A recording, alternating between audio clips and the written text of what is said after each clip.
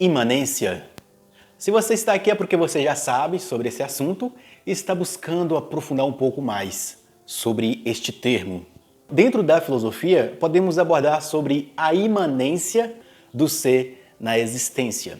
Bem, das três coisas mais conversadas dentro do campo da filosofia, vai ser sobre metafísica, sobre axiologia e sobre existencialismo. Metafísica é abordar, primeiramente, sobre Deus. Axiologia é abordar sobre ética e moral, a forma de nós vivermos aqui no dia a dia.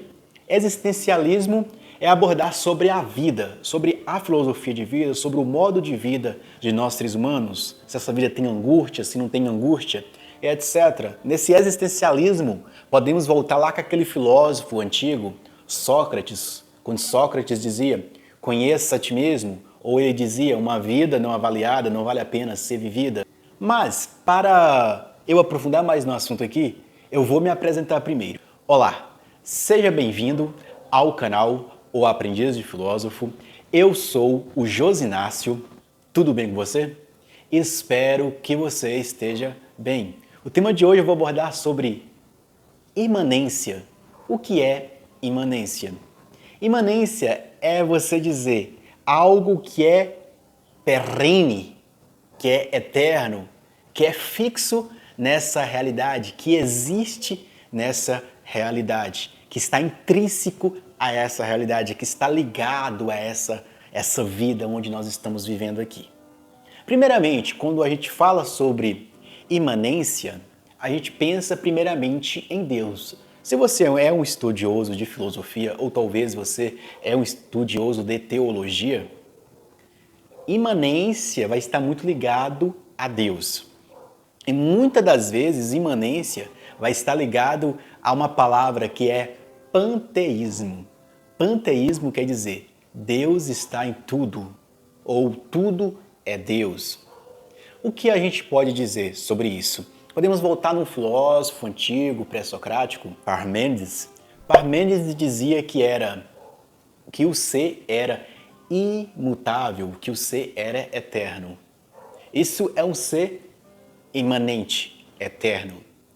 Se você não sabe, eu vou falar para você agora, a concepção de mundo dos gregos e dos cristãos são diferentes. Nós temos uma concepção de mundo que este mundo foi criado e um dia chegará ao seu fim. Para os gregos tinham uma perspectiva, uma visão, ou cosmovisão de mundo, que este mundo sempre existiu e nunca deixará de existir. Ele sempre está em mudança. E este mundo é talvez próximo a uma certa divindade, talvez os filósofos gregos, os primeiros ali, eles se aproximam muito de um panteísmo, que o ser ele está conectado, ligado a essa existência. Numa perspectiva religiosa, até cristã, porque nós estamos numa cultura cristã, então tem que falar da cultura cristã, o Deus cristão, ele é um Deus transcendente. Ele é um ser transcendente e imanente. Como assim?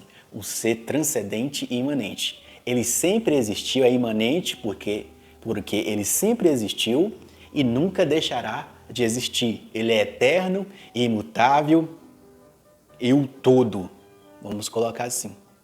Esse Deus transcendente criou esse mundo. Esse Deus transcendente, que é imanente, criou esse mundo imanente aqui, onde nós estamos vivendo. Este mundo, na perspectiva cristã, foi criado por um Deus.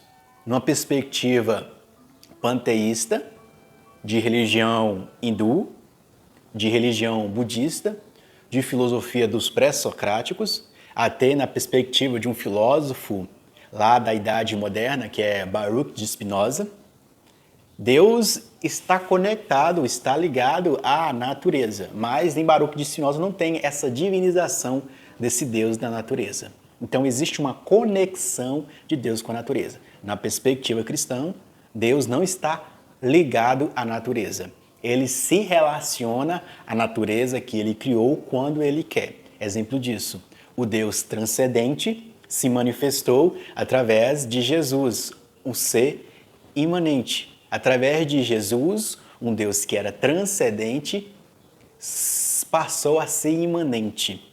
Uma analogia próxima a isso é a mãe. A mãe expressa de forma imanente o amor de Deus, que é transcendente. O Pai, seu, expressa de forma imanente, aqui nessa existência, um amor de um Deus que é transcendente. Mas esse Deus transcendente, ele não é nem macho, nem fêmea, não possui um gênero definido. Mas nós, através de nossa limitação, a gente usa de amontoados metafísicos para atribuir características a esse ser transcendente. Então, toda vez que a gente atribui certas características a Deus, é limitado. A não ser que esse Deus transcendente nos passe uma visão dessa realidade transcendente, que aqui numa visão cristã seria uma certa beatitude. Você teve um vislumbre ou uma visão mística dessa realidade superior. Mas aqui já estou num plano metafísico, nós estamos pensando aqui. Pois é, de forma natural, nós somos seres limitados, finitos nesta realidade e pensa em coisas que é transcendentes. Na perspectiva hindu, budista, de religiões indígenas e de filosofias como o estoicismo e a filosofia dos pré-socráticos, Tales de Mileto, Heráclito, são filósofos de uma filosofia, de um pensamento imanente, próximo a um panteísmo, que Deus está aqui, Deus não está distante. Na perspectiva cristã, Deus é transcendental, que criou este mundo, que um dia vai acabar. E nós estamos aqui pensando sobre essas questões aí. É legal quando a gente está pensando sobre isso, sobre essa transcendência, essa imanência.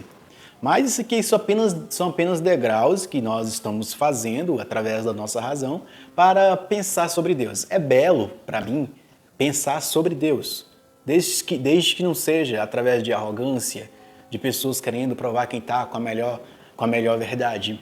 Talvez, se a gente colocar nessa escala que existe um ser transcendente ou uma realidade transcendente, através da disciplina, talvez, estou colocando um talvez aqui, através da disciplina, do rigor, da inteligência, ligada com uma certa humildade, com uma certa paciência, talvez algumas pessoas vão ter um grau mais próximo desse ser transcendente, serão pessoas mais próximas de Deus, terão intimidade com Deus, como algumas correntes da espiritualidade cristã falam. Entrou no íntimo de Deus, conseguiu ter um vislumbre daquilo que pode ser Deus. Mas muitas das vezes a gente usa dessa capacidade metafísica de pensar sobre Deus, criando uma teologia usando talvez uma teologia bíblica cristã, usando da revelação que está na Bíblia ali, escrita através de mãos humanas, ou fazendo uma teologia universal, que é fazendo um estudo comparativo de todas as religiões do mundo e tentando ver como essa realidade transcendente fez manifestar a si mesma em um mundo imanente, um mundo que a gente consegue perceber. Aí está uma perspectiva até fenomenológica, da gente olhar a realidade de forma fenomenológica, não é de forma como as religiões querem que você veja. A religião fala que o Deus é transcendente, outra religião fala que o Deus é imanente. Mas de forma fenomenológica, você vai estudando, usando a sua razão para perceber esse Deus na realidade, esse Deus que vai manifestar na realidade. Você está entendendo aqui como é que é isso? Eu só estou conversando aqui para você perceber que a gente tem essa habilidade de pensar, de raciocinar sobre algo que está para além da nossa perspectiva, da nossa visão intelectual. Mas nós, seres humanos, nos esforçamos. O problema está quando esse esforço humano se transforma em religião. A gente começa a pensar sobre Deus, consegue conceitualizar Deus. De forma metafísica, a gente está pensando nas coisas. Ah, Deus é isso, isso, isso, isso. Às vezes, quando a gente começa a usar essa ontologia, a gente começa a colocar características em Deus. Deus é substância, Deus é ato, Deus é potência, Deus é acidente, Deus é imanente, Deus é transcendente, Deus é. Aí, no final, a gente coloca essas coisas indefiníveis em Deus. Deus é infinito, Deus é eterno, Deus é imutável, Deus é transcendente. São só características infinitas para um ser que é infinito.